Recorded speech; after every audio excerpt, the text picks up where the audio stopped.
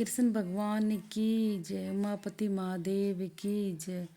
पंचम अध्याय। माघ मातम व्रत स्नान फल।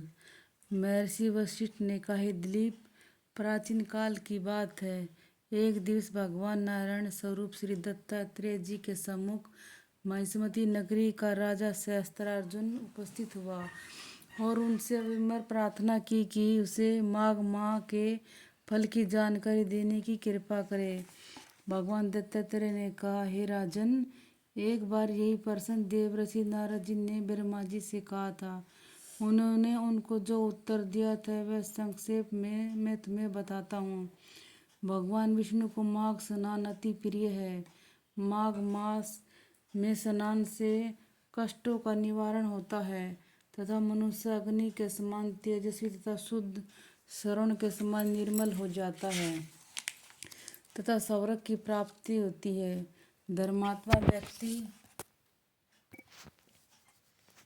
माघ मास का स्नान के व्रत तथा दान तप से स्वर्ग को प्राप्त होते हैं तथा पापी जन पापों से मुक्त होकर सिद्ध हो जाते हैं। दैत्य सुन तथा सुंद विनाश कथा।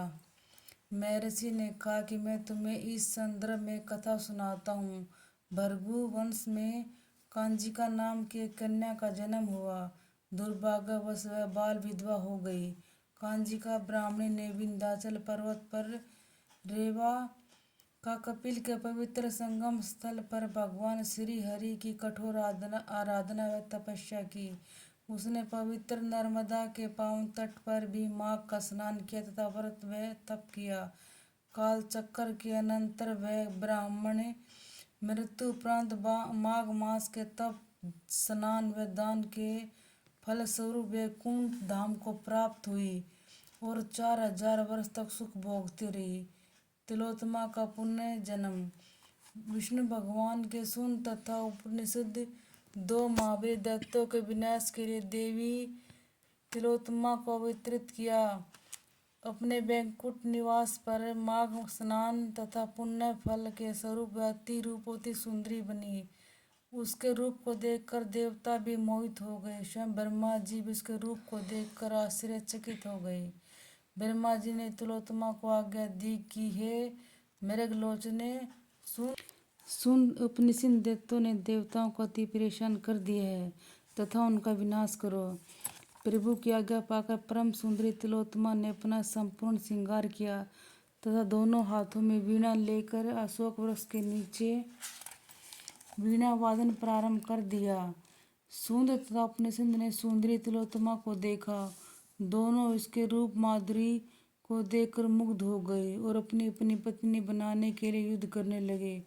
दोनों ने अपनी गदाओं से एक दूसरे पर प्रहार किया और स्वयं ही मारे गए तथा बाकी दैत्यों का विनाश हो गया। देवताओं ने प्रसन्न होकर देवी तिलोत्तमा की जय जयकार की तथा वह माघ स्नान के प्रताप से सूर्य लोक को प्राप्त हुई तथा निरंतर सुख भोगती रही।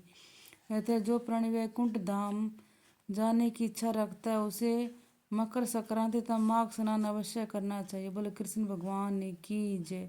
उमापति महादेव की जय। 5वां अध्याय समाप्त।